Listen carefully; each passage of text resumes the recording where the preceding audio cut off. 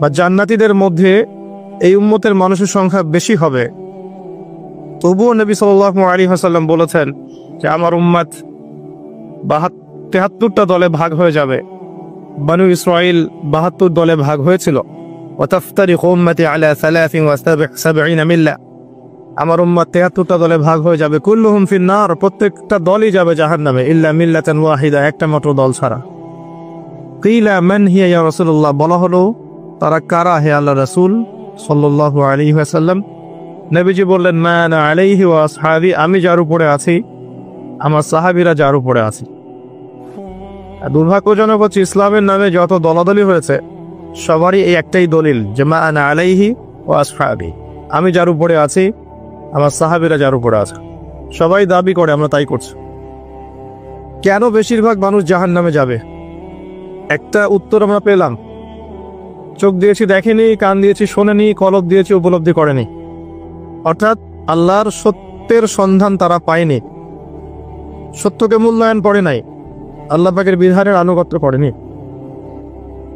আরেকটা কারণ আছে, সেটা হলো শিরক। কারণ যে বেশিরভাগ মানুষ জাহান্নামে যাবে তাদের আমল নামায় একটা পাপ থাকবে, খুব কমন পাপ, সেটা হলো শিরকের পাপ। কিভাবে এটা বলতে পারি? এভাবে পারি যে আল্লাহ পাক সূরা নিসার মধ্যে বলেছেন ইন্নাল্লাহা লা ইয়াগফিরু আন ইউশরাকা বিহি ওয়া ইয়াগফিরু মা দুনা যালিকা লিমান ইয়াশা।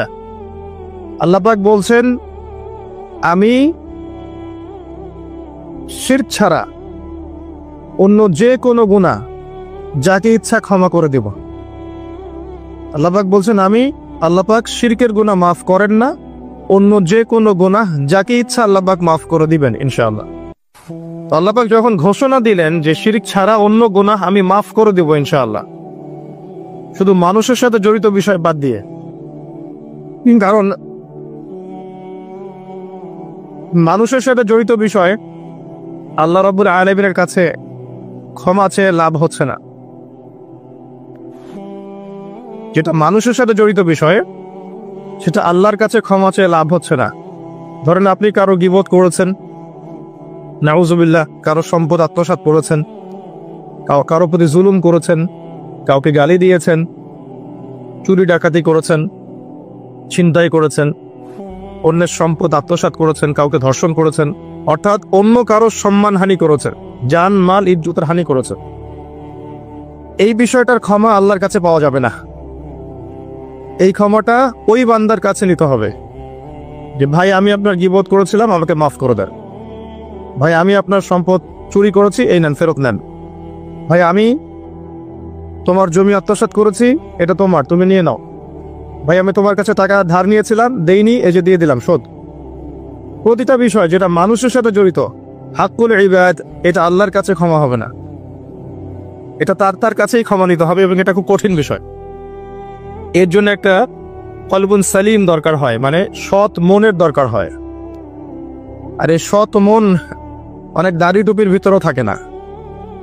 আমি কি বুঝাতে পারছি? এই মনস্তাত্ত্বিক সততা দাড়ি টুপি জুব্বা পাগড়ির ভিতরে নাও থাকতে পারে, এটা ভিতরের ব্যাপার। যার কলব যত বেশি পরিচ্ছন্ন আলোকিত, সে তত বেশি সৎ হবে ইনশাআল্লাহ। কোনো কোনো ক্ষেত্রে আমরা এমনও দেখেছি যে একজন নন মুসলিম হিন্দু সম্প্রদায়ের মানুষ, সে মাপে কম দিচ্ছে না, একজন মুসলিম দিচ্ছে। কোনো কোনো ক্ষেত্রে দেখবেন আপনাদের এলাকায় আগে হিন্দু সম্প্রদায় বেশি ছিল না? আমার জানা মতে রংপুরের এই জায়গায় তো আগে শহর ছিল, তাই না? এখন এখানে অনেক নিদর্শন আছে, খাঁটি খাবারের জন্য মানুষ তাদের কাছে আসতো, মুসলিমদের দোকানে না গিয়ে তাদের দোকানে যাচ্ছে। তাদের দুধটা হবে খাঁটি, ঘিটা হবে খাঁটি, মিষ্টি হবে খাঁটি। মুসলিমের দোকান বাদ দিয়ে তাদের কাছে যাচ্ছে মানুষ, সততা দিয়ে তারা মানুষের মন জয় করলো। কোনো কোনো ক্ষেত্রে আপনি দেখবেন একজন অমুসলিম রাষ্ট্রের দায়িত্বে আছে, প্রশাসনে আছে, বা সামাজিক দায়িত্বে আছে, ব্যবসা করছে, চাকরি বাকরি করছে। কোনো কোনো ক্ষেত্রে দেখা যায় যে তারা অনেক মুসলিমের চেয়ে বেশি সৎ। হ্যাঁ, ঘুষ নিচ্ছে না, দুর্নীতি করছে না, ব্যবসায় বাপে কম দিচ্ছে না, সিন্ডিকেট করছে না, চোরা কারবারি করছে না, অনেক ক্ষেত্রে দেখা যায়। এই শ্রেণীর মানুষদেরকে আল্লাহ পাক হেদায়েত দিয়ে দিতে পারেন, যাদের মনের মধ্যে আল্লাহ পাক সততা দেখবেন, আল্লাহ পাক তাকে হেদায়েত দিবেন ইনশাআল্লাহ। এটাই নিয়ম। আর যার হৃদয়ের মধ্যে সততা নাই, বাহ্যিকভাবে যদি মনেও হয় যে সে জান্নাতের পথে হাঁটছে, এমন হতে পারে দিন শেষেও জাহান্নামেই যাবে, নাউযুবিল্লাহ। তো যে প্রসঙ্গে এখানে আসলাম, মানুষের সাথে জড়িত হকটা মানুষের সাথেই ডিল করতে হবে। এটা কাবা ঘরের গেলাফ ধরে কানলেও ক্ষমা হবে না। কারণ আল্লাহ পাক তো রহমানুর রহিম নন, শুধু আল্লাহ পাক ন্যায় বিচারকও বটে। কথা কি বুঝতে পারছেন? আল্লাহ পাক শুধু রহমানুর রহিম নন যে সব মাফ করে দিব, একই সাথে শাদীদুল ইকাব, কঠোর শাস্তিদাতাও বটে। এবং আল্লাহ পাকের ন্যায় বিচার, ইনসাফটা সবচেয়ে উপরে। আল্লাহ পাক ইনসাফ করবেন, ইনসাফ করবেন। রহমানুর রহিম কোন অর্থে? আল্লাহ পাক চান যে তার বান্দারা জান্নাতে যাক, এবং তার জন্য আল্লাহ পাক নবী রাসূল পাঠিয়েছেন, আসমানি কিতাব পাঠান, মানুষকে খাওয়ান, পড়ান, হেদায়েত দেন, ভালো মন্দ বোঝান, বিবেক দেন, সবকিছু দেন। রহমানুর রহিম ছাড়া কোনো সত্তা এমন করতে পারে? এরপরেও যখন মানুষ জাহান্নামের পথে হাঁটবে, তখন আল্লাহ পাক কি আমরা দোষ দিতে পারবো? পারবো না। কিয়ামতের দিনের দরকার ছিল। আগে আমরা ভাবতাম যে কিয়ামতের দিনের কি দরকার ছিল, ছোটবেলায় ভাবতাম আর কি, যে এত সমস্যা, মানুষ হয়ে জন্ম নিয়েই তো বিপদে পড়ে গেলাম, কিয়ামতের দিনে তো অবস্থা খারাপ, কি জন্য আল্লাহ এত কঠিন শাস্তি দিবেন, জাহান্নাম সৃষ্টি করেছেন ইত্যাদি। সত্যিকার অর্থে কিয়ামতের দিন না থাকলে কোনো জালেমের বিচার হতো না, যাদের বিচার দুনিয়া হয়নি। কথা কি বুঝতে পারছেন? যে জালেমদের বিচার দুনিয়াতে হয় নাই, তারা পার পেয়ে যেত। কিয়ামতের মাঠ আছে বলেই তারা পার পাবে না। আর যে মাজলুমরা দুনিয়াতে কেঁদেছে, দুনিয়াতে কষ্ট সহ্য করেছে, সাফার করেছে, তাদের জন্য সুসংবাদ কিয়ামতের মাঠ, তারা সেখানে প্রতিদান পাবে ইনশাআল্লাহ। এজন্যই কিয়ামতের মাঠের দরকার ছিল, না হলে সব জালেম কি হতো? পার পেয়ে যেত, যারা দুনিয়াতে বিচার পায়নি। তো এর জন্য সৎ মনের দরকার। যদি মানুষের সাথে জড়িত বিষয় থাকে, তাকে ফেরত দিতে হবে। যদি আপনি জনগণের সম্পদ আত্মসাৎ করে থাকেন, সবার সামনে দাঁড়িয়ে বলতে হবে যে তোমাদের এই সম্পদ ছিল, আমি আত্মসাৎ করেছি, আমার সম্পদ থেকে এগুলো নিয়ে নাও। তারপরে জান্নাতের প্রশ্ন আসবে, তার আগে নয়। এত সহজ নয়। তাহলে কিয়ামতের মাঠে উঠে দেখবেন কিছু কিছু মানুষের ঘাড়ের মধ্যে দেখবেন রিলিফের মাল আছে। হ্যাঁ, কিয়ামতের মাঠে উঠে দেখবেন কিছু মানুষের ঘাড়ে রিলিফের মাল আছে, টিন আছে, গম আছে, চাল আছে, ত্রাণ আছে। নবী সাল্লাল্লাহু আলাইহি ওয়াসাল্লাম বলেছেন, যে যেটা আত্মসাৎ করবে সেটা নিয়ে কিয়ামতের মাঠে উঠবে। হ্যাঁ, কেউ যদি একটা গরু আত্মসাৎ করে থাকে, গরু তার ঘাড়ে থাকবে। হ্যাঁ, গরু নিয়ে হাঁটবে সে। কেউ যদি ছাগল আত্মসাৎ করে থাকে, ছাগল থাকবে ঘাড়ে। কেউ যদি কারো জমিন আত্মসাৎ করে থাকে, জমি, ওই এক তবক হলে 7 তবক চাপিয়ে দেওয়া হবে। তবক মানে তো বোঝেন, তবাক আইন তবাক, কোরআন পড়ে দেখেন। এর জন্য দুনিয়াতে হকটা মেটাতে হবে, এটা খুব ডিফিকাল্ট। ওমর রাদিয়াল্লাহু আনহু একবার একজন বেদুইনের বুকের মধ্যে লাঠি দিয়ে আঘাত করেছিলেন। আঘাত করাটা তার জন্য জায়েজই ছিল ওই সময়, কারণ সে বিরক্ত করছিল বারবার। ওমর রাদিয়াল্লাহু আনহু রাষ্ট্রীয় বড় দায়িত্ব পালনে ব্যস্ত ছিলেন। এই সময় একজন বেদুইন এসে তার জামা ধরে টান দিচ্ছে, দিয়ে বলছে যে আমার কথা শোনেন, আমার কথা শোনেন। তিনি ব্যক্তিত্ব সম্পন্ন মানুষ ছিলেন, লাঠি দিয়ে একটু গোতা দিয়েছেন, দেখছো না আমি ব্যস্ত আছি। একটু পরেই তার চিন্তা হলো, আমি কি জুলুম করে ফেললাম? একজন সাহাবীকে পাঠালেন তাকে ডেকে নিয়ে আসে। সেই সাহাবী তাকে ডেকে নিয়ে আসলেন। এবার সেই ব্যক্তিকে দাঁড় করিয়ে ওমর রাদিয়াল্লাহু আনহু বলছেন, আমিরুল মুমিনিন, অর্ধ জাহানের খলিফা, অর্ধেক বিশ্বের খলিফা, ছোট্ট একটা কান্ট্রির না, পুরো অর্ধেক বিশ্বের খলিফা। তিনি বলছেন, এই লাঠি নাও। হাদা সদরি ইন আরাত, এই যে আমার বুক, তুমি যদি চাও আমার বুকে ওইভাবেই গুতা দিয়ে প্রতিশোধ নিয়ে নাও। আমি কি বুঝাতে পারছি কথা কিছুটা? এই ব্যক্তি হতভম্ব হয়ে গেল যে সত্যি কি উনি আমাকে এই কথাটা বলছেন? তিনি আমিরুল মুমিনিন হয়ে এই কথা বলছেন যে আমার বুকের মধ্যে লাঠি দিয়ে আঘাত করে তুমি প্রতিশোধ নিয়ে নাও। ওমর রাদিয়াল্লাহু আনহু বলছেন, হ্যাঁ এটা করো, কিয়ামতের মাঠে আমাকে আল্লাহর ওয়াস্তে জবাবদিহি করায়ও না। তখন সেই ব্যক্তি বলছে, আমিরুল মুমিনিন, আমার এটার কোনো প্রয়োজন নেই, আমি আপনাকে মাফ করে দিলাম। ওমর ইবনে খাত্তাব তিনি বলছেন যে আল্লাহ তোমাকে মাফ করে দিন। সুবহান। এই ছিল ইনসাফ। যদি মানুষের সাথে জড়িত কোনো হক থেকে থাকে তাহলে এই দুনিয়াতেই পরিশোধ করতে হবে। কারো টাকা নিয়ে থাকলে টাকা ফেরত দিয়ে দিবেন। কারো যদি জমি সম্পত্তি কোনোভাবে ঝগড়াঝাটি হয়ে থাকে, জমি নিয়েছেন কোনোভাবে, ফেরত দিয়ে দিবেন। যদি বোনের সম্পত্তি পাওয়ার অধিকার থাকে দিয়ে দিবেন। যার যার হক তাকে তাকে দিয়ে দিবেন। পরকালের জন্য নিউট্রাল হয়ে যান। পরকালে মানুষের সাথে জড়িত কোনো হক নিয়ে ওঠেন না, খুব ডিফিকাল্ট। কি হবে তাহলে? পরিণতিটা এটা হবে, নবী সাল্লাল্লাহু আলাইহি ওয়াসাল্লাম বলেছেন, কিয়ামতের মাঠে কিছু মানুষ উঠবে যারা নামাজ, রোজা, হজ, যাকাত, সাদাকা এরকম অনেক নেকি নিয়ে উঠবে। নেকি নিয়ে ওঠার পরে দেখবে সামনে যে অনেক মানুষ দাঁড়িয়ে আছে পাওনাদার, কারো গীবত করেছে, কাউকে ধর্ষণ করেছে, কারো সম্পদ আত্মসাৎ করেছে, কাউকে গালি দিয়েছে, কাউকে জুলুম করেছে ইত্যাদি। এই মানুষগুলো দাঁড়িয়ে থাকবে। ওই সময় তো আর বেচা কেনার সুযোগ নাই, পরিশুদ্ধ হওয়ার সুযোগ নাই। আল্লাহ পাক তখন বলবেন যে এই ব্যক্তিদের নেকি তাদের আমল নামায় দিয়ে দাও, পাওনাদারদের আমল নামায় এই নেকি দিয়ে দাও। ও নামাজ, রোজা, হজ, যাকাতের নেকি থেকে তাদের ঋণ শোধ করা হবে।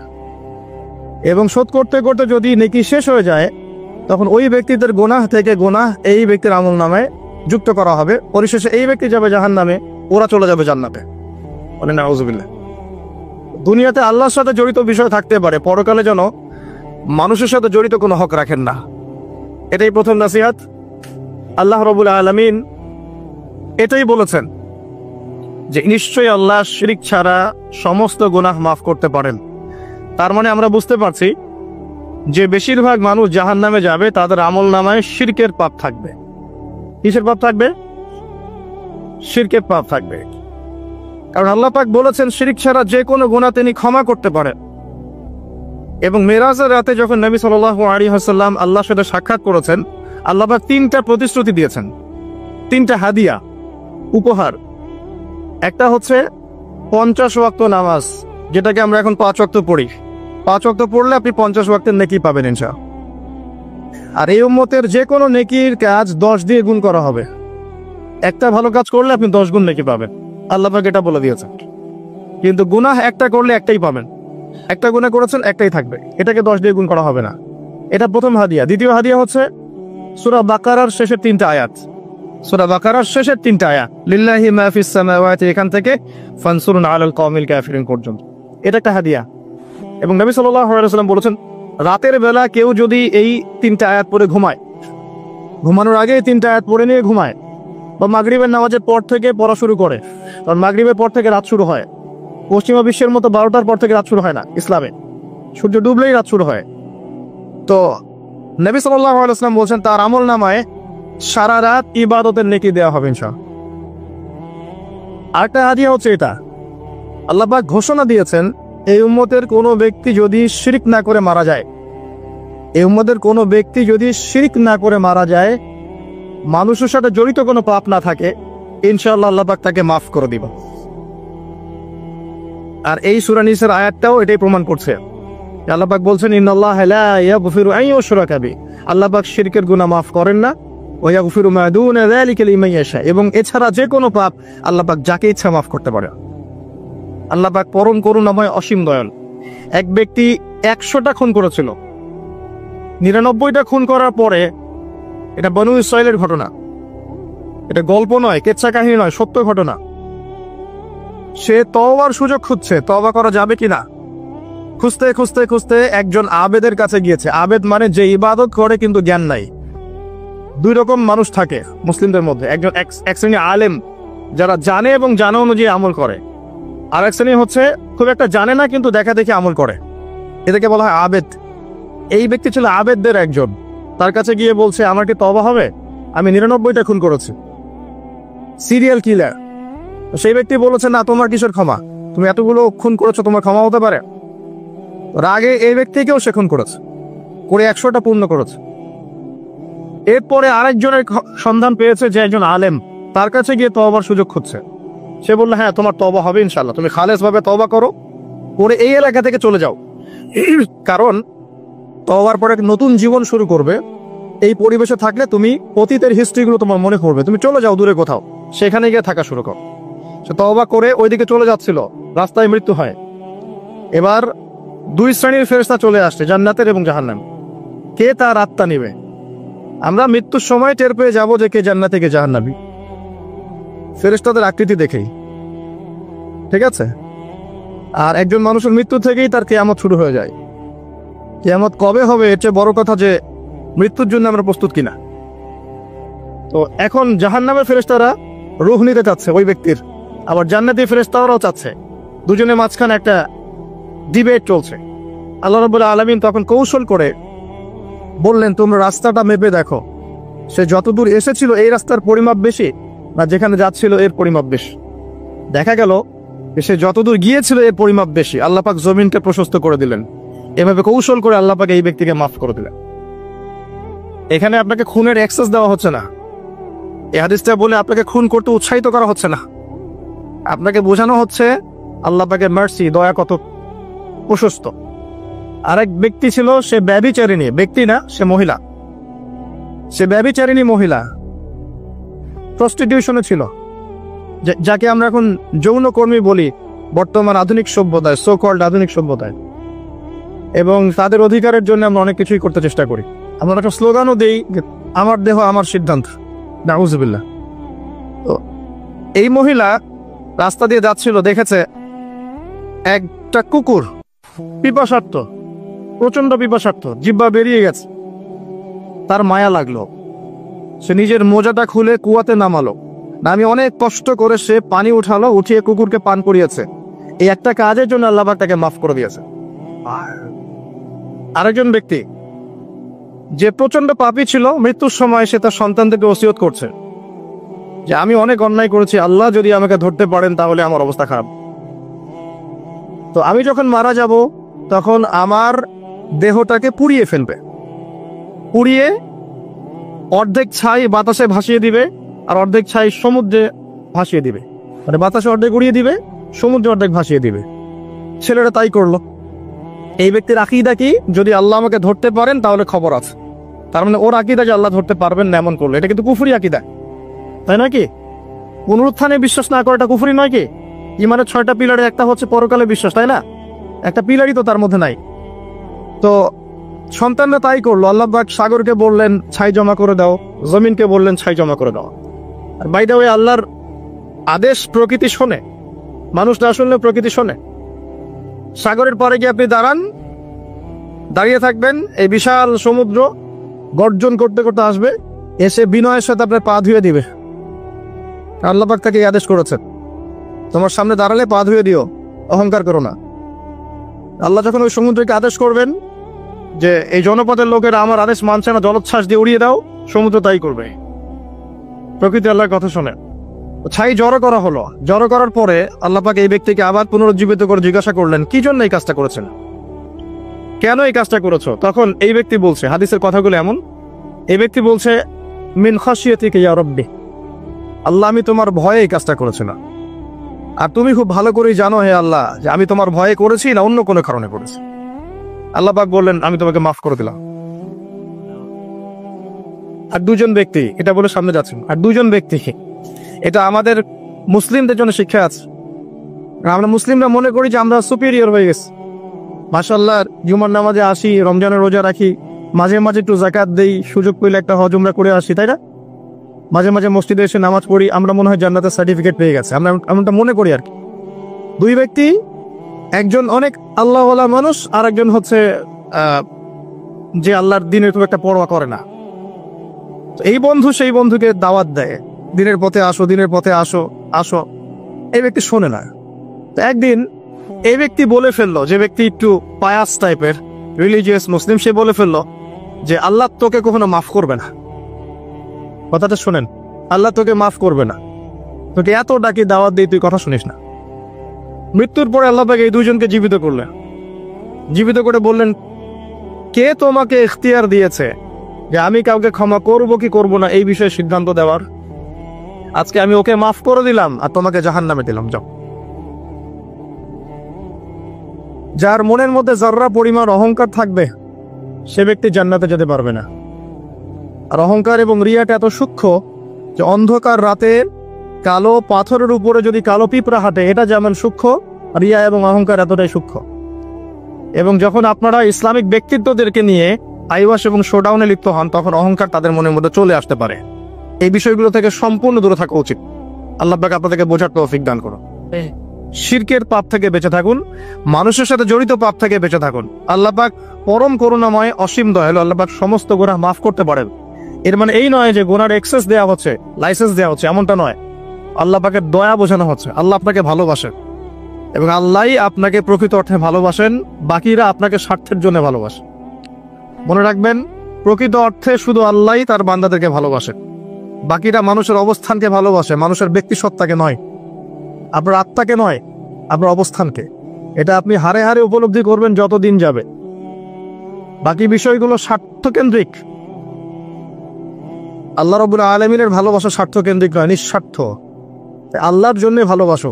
মাকে ভালোবাসেন আল্লাহর জন্য, বাবাকে ভালোবাসেন আল্লাহর জন্য, আপনি সন্তান সন্ততিকে ভালোবাসেন আল্লাহর জন্য, স্ত্রীকে ভালোবাসেন আল্লাহর জন্য। তাদের জন্য করেন আল্লাহকে সন্তুষ্ট করার জন্য, তাদের কাছে কিছু পাওয়ার আশায় না। যখন আপনি কারোর কাছে কিছু পাওয়ার আশা করবেন, তখন তার কাছ থেকে কষ্ট পাবেন। যখন কারোর কাছে কিছু পাওয়ার জন্য আপনি আশা করবেন, তখন তার কাছে কষ্ট পাবেন। এর বাইরে একটা ভালোবাসা থেকে, ডিভাইন, আল্লাহর পক্ষ থেকে আসে। সেই দুই ব্যক্তি যারা আরশের ছায়ায় ছায়া পাবে, ওই 7 শ্রেণীর মধ্যে এক শ্রেণী হচ্ছে ওই দুই ব্যক্তি যারা একে অপরকে শুধু আল্লাহর জন্য ভালোবাসত।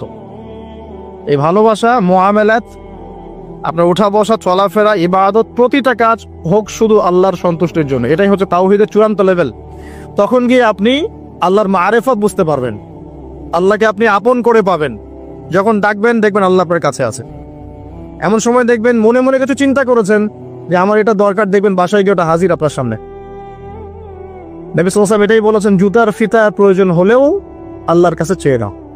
তোমার যদি জুতার ফিতার প্রয়োজন হয়, আল্লাহর কাছে চেয়ে নাও, কারো কাছে চেয়েও না।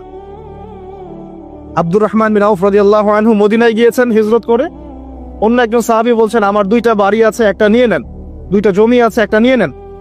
আব্দুর রহমান বিন আউফ তিনি বলছেন, আরিনি আইনাস সুক, আমাকে দেখিয়ে দাও যে বাজার কোথায়।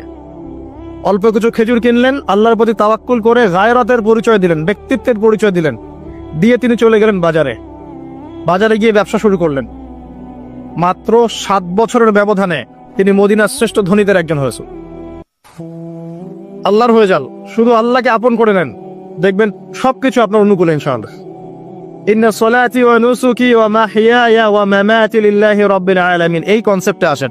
ইব্রাহিম আলাইহিস সালাম বলেছেন, আমার সালাত, আমার যত কুরবানি, আমার জীবন, আমার হায়াত, মৃত্যু সবকিছু আল্লাহর জন্য।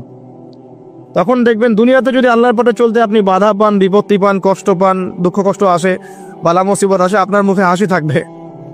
আপনি বুঝবেন এগুলো আল্লাহর জন্য, আল্লাহ এগুলোর প্রতিদান দিবেন ইনশাআল্লাহ। এবার আসেন আরেকটা পয়েন্ট নিয়ে আমি আলোচনা শেষ করতে চাই। আমাদের সামনে একটা মৌসুম অপেক্ষা করছে আল্লাহর ক্ষমা পাওয়ার। 3 শ্রেণীর মানুষের জন্য নবী সাল্লাল্লাহু আলাইহি ওয়াসাল্লাম অভিশাপ দিয়েছেন। অভিশাপ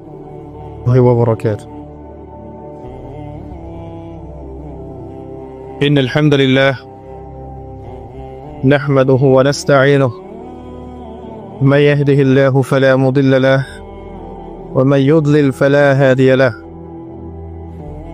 ونشهد أن لا إله إلا الله وحده لا شريك له ونشهد أن محمدا عبده ورسوله أما بعد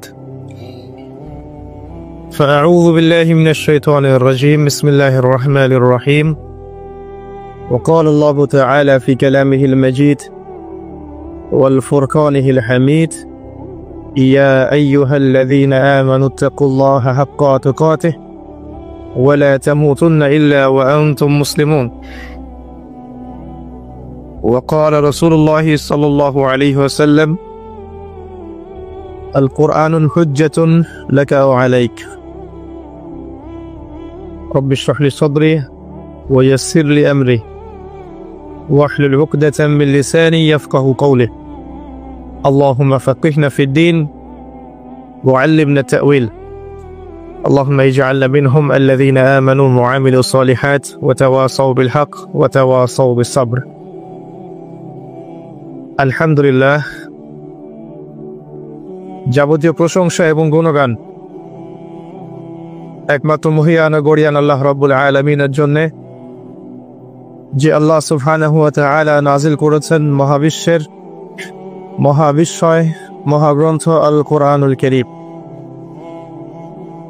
যে আল্লাহ পাক আমাদেরকে আজকে সুস্থ শরীরে মসজিদে আসার তৌফিক দান করেছেন, আমাদেরকে মুসলিম পরিবারে জন্মগ্রহণ করার তৌফিক দান করেছেন, মুহাম্মদ সাল্লাল্লাহু আলাইহি ওয়াসাল্লামের উম্মাহ হওয়ার সৌভাগ্য দান করেছেন। সকলেই শুকরিয়া আদায় করি, বলি আলহামদুলিল্লাহ। অগণিত অসংখ্য দরুদ এবং সালাত বর্ষিত হোক মহান আল্লাহ প্রেরিত সর্বশেষ এবং চূড়ান্ত নবী, মানবতার মুক্তির দূত মুহাম্মদুর রাসূলুল্লাহ সাল্লাল্লাহু আলাইহি ওয়াসাল্লামের প্রতি। আমরা সংক্ষিপ্ত আকারে দরুদ পড়ি, আল্লাহুম্মা সাল্লি আলা মুহাম্মদ, আল্লাহুম্মা বারিক আলা মুহাম্মদ। সম্মানিত উপস্থিতি, কেমন আছেন আপনারা? আলহামদুলিল্লাহ আলা কুল্লি হাল ওয়া ফি কুল্লি মাকান। আমরা পবিত্র জুমার দিনে আছি। আল্লাহ পাক জুমার দিনে খুতবা শ্রবণ এবং সালাত আদায়ের উদ্দেশ্যে সুস্থ শরীরে মসজিদে আসার তৌফিক দিয়েছেন, আবারও বলি আলহামদুলিল্লাহ। রাসূলুল্লাহ সাল্লাল্লাহু আলাইহি ওয়াসাল্লাম বলেছেন, জুমার দিনে কেউ যদি সকাল সকাল গোসল করে এবং উত্তম কাপড় পরিধান করে, সুগন্ধি ব্যবহার করে, সকাল সকাল মসজিদে আসে এবং পায়ে হেঁটে মসজিদে আসে, ইমামের কাছাকাছি বসে, মনোযোগের সাথে খুতবা শ্রবণ করে, খুতবা চলাকালীন সময়ে কাউকে কষ্ট দেয় না, এমনকি কেউ যদি কথা বলে তাকে এটাও বলবে না যে চুপ করো,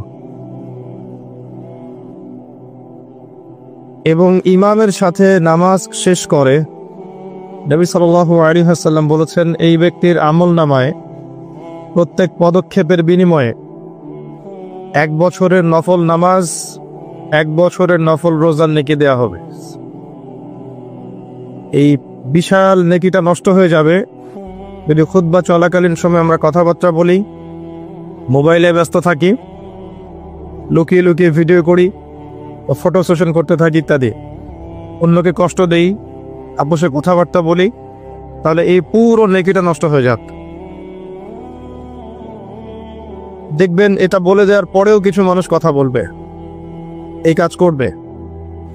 আল্লাহ পাক বলেছেন কিছু মানুষ সম্পর্কে, লাহুম কুলুবুন লা ইয়াফকাহুনা বিহা, আমি হৃদয় দিয়েছি উপলব্ধি করে না, ওয়া লাহুম আযানুন লা ইয়াসমাউনা বিহা, শ্রবণ ইন্দ্রিয় দিয়েছি শুনবে না, ওয়া লাহুম আ'য়ুনুন লা ইউবসিরুনা বিহা, চোখ দিয়েছি দেখবে না। আল্লাহ বলেছেন এমন কিছু মানুষের কথা, এবং তাদের বিষয়ে আল্লাহ বলছেন, উলাইকা কালানআম, এরা হচ্ছে গবাদি পশুর মতো, জাস্ট লাইক ক্যাটলস, গবাদি পশু, জন্তু জানোয়ারের মতো। বাল হুম আদাল, বরং তার চাইতেও নিকৃষ্ট। উলাইকা হুমুল গাফিলুন, এরা হচ্ছে গাফেল সম্প্রদায়। আল্লাহ পাক এদেরকে দিয়েই জাহান্নাম পূর্ণ করবেন। ওয়ালাকাদ যারানা লিজাহান্নামা কাসীরাম মিনাল জিন্নি ওয়াল ইনস, প্রচুর জিন আর মানুষকে দিয়ে আমি জাহান্নাম পূর্ণ করব।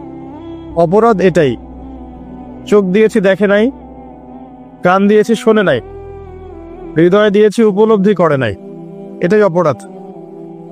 আর সহিহ বুখারীর মধ্যে 4 বার একটা হাদিস এসেছে যে আল্লাহ পাক আদম আলাইহিস সালামকে ডাকবেন কিয়ামতের মাঠে এবং বলবেন, তোমার সন্তানদের মধ্য থেকে জাহান্নামীদেরকে আলাদা করে দাও। আদম আলাইহিস সালাম বলবেন, কতজন হে আল্লাহ? আল্লাহ পাক বলবেন, প্রতি 1999 জনকে জাহান্নামের জন্য আলাদা করে দাও। যদিও এই উম্মতের বেশিরভাগ মানুষ জান্নাতে যাবে ইনশাআল্লাহ, বা জান্নাতীদের মধ্যে এই উম্মতের মানুষের সংখ্যা বেশি হবে, তবুও নবী সাল্লাল্লাহু আলাইহি ওয়াসাল্লাম বলেছেন যে আমার উম্মত 73টা দলে ভাগ হয়ে যাবে। বানু ইসরাঈল 72 দলে ভাগ হয়েছিল। ওয়া তাফতারিকু উম্মতি আলা 73 মিল্লা, আমার উম্মত 73টা দলে ভাগ হয়ে যাবে। কুল্লুহুম ফিন নার, প্রত্যেকটা দলই যাবে জাহান্নামে, ইল্লা মিল্লাতান ওয়াহিদা, একটা মাত্র দল ছাড়া। কিলা মান হিয়া ইয়া রাসূলুল্লাহ, বলা হলো তারা কারা হে আল্লাহর রাসূল সাল্লাল্লাহু আলাইহি ওয়াসাল্লাম? নবীজি বললেন, মা আনা আলাইহি ওয়া আসহাবি, আমি যার উপরে আছি আমার সাহাবীরা যার উপরে আছে। আর দুর্ভাগ্যজনক হচ্ছে ইসলামের নামে যত দলাদলি হয়েছে সবারই এই একটাই দলিল যে